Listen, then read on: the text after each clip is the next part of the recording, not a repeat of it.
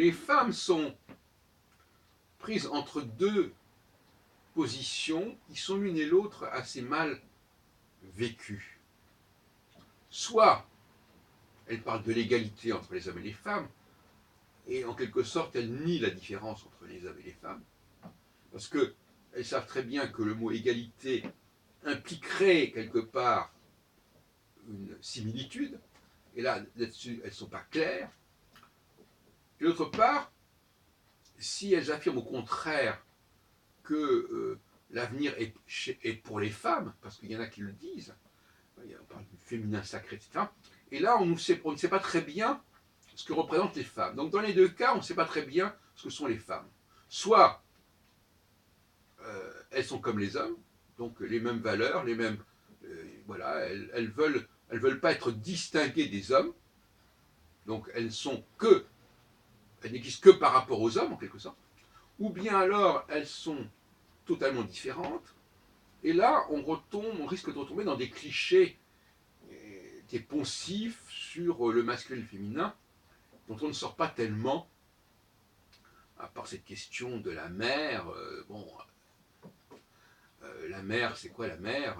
M-E-R-E, c'est celle qui donne vie, qu'elle donne vie. On ne voit pas très bien en quoi elle donne vie d'ailleurs, puisque c'est quand même l'homme qui déclenche le processus. C'est comme si je disais que l'interprète d'une symphonie ou d'un concerto ou d'une sonate était celui qui avait créé la sonate. Bon, c'est une plaisanterie. La machine ne fait que prolonger un processus qu'on lui a donné. Hein. Si on devait interroger les machines, elles nous diraient que c'est elles qui font tout. Hein. Bon. Ben, c'est pareil, les femmes disent c'est nous qui donnons vie. Bon. Elles oublient que l'impulsion, c'est comme l'homme qui la donne. Bon. Donc tout ça, c'est pas très clair. Et je crois que, comme j'ai dit dans une précédente vidéo, je crois qu'il va falloir, à mon avis, opposer, pour comprendre les femmes, il faut les opposer aux juifs. Et d'ailleurs, je pense que quelque part, il doit y avoir une forme d'antisémitisme féminin, tant il est vrai que la présence juive au monde porte ombrage aux femmes,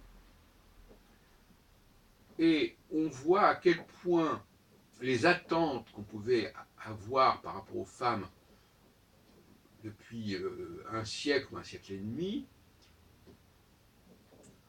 ont été déçues du point de vue qualitatif.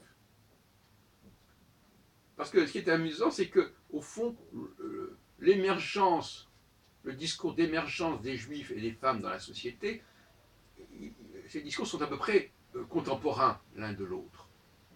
Et force est de dresser un bilan en ce début du XXIe siècle pour dire, mais alors qu'est-ce qui s'est passé depuis 200 ans chez les hommes juifs et chez les femmes? C'est qui étaient les deux nouveaux émergents, si on peut dire. Et on s'aperçoit, comme je l'ai dit dans une précédente vidéo, qu'il n'y a pas photo. Les quelques millions de juifs sur la planète ont plus impactent plus que les milliards de femmes. Sur le plan qualitatif, sur le plan quantitatif, évidemment, il y a de la démographie. Mais cette démographie, elle est également problématique quelque part. Il faudrait quand même aussi le dire. Le fait de produire indéfiniment des enfants, ça devient une surproduction. Et on a la question de savoir si on a les moyens de cette surproduction. Mais ça, c'est une question qu'on n'a pas le droit de se poser. Il ne faut surtout pas remettre en question la démographie. Et pourtant, c'est un vrai problème qui n'est pas abordé. Hein. Donc, les femmes produisent en faisant des enfants, elles créent des problèmes pour la planète, sur le plan écologique, sur le plan économique. Et les juifs, aussi peu nombreux sont-ils, puisqu'ils sont ils sont même pas plus de 20 millions, probablement autour de 17 ou 16 millions, je ne sais pas.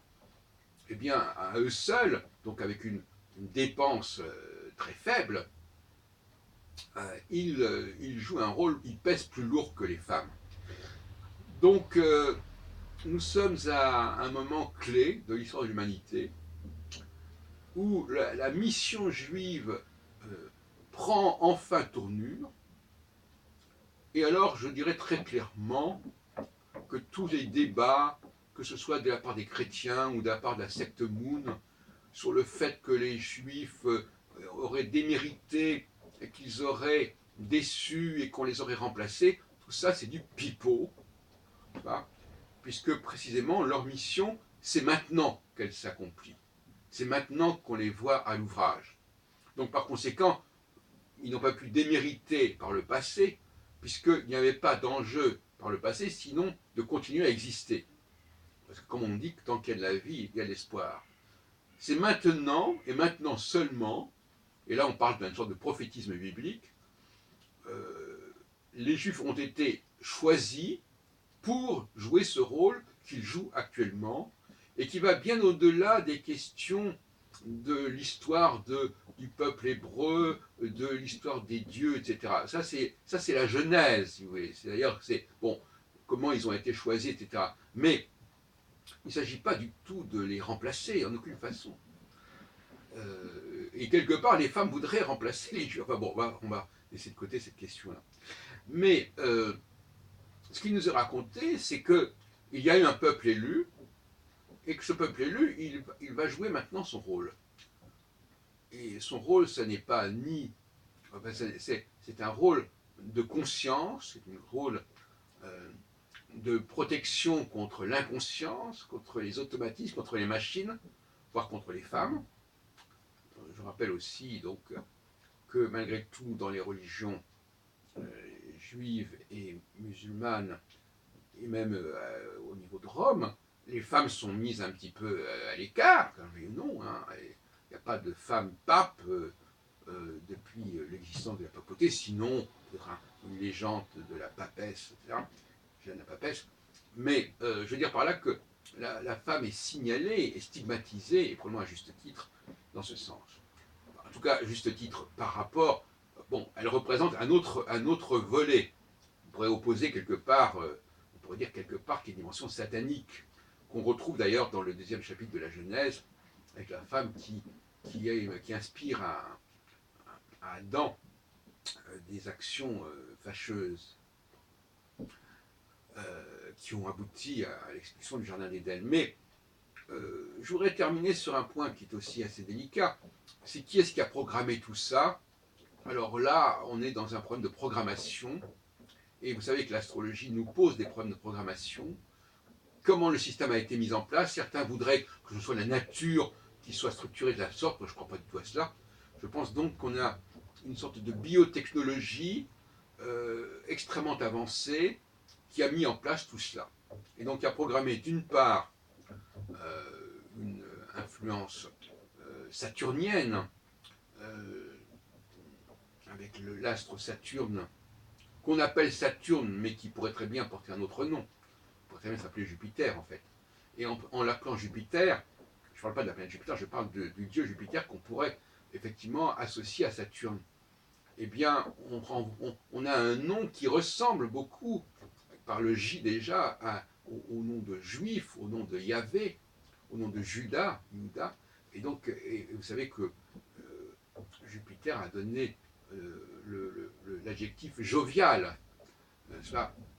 Jovial, c'est quelqu'un qui est marqué par l'esprit jupitérien.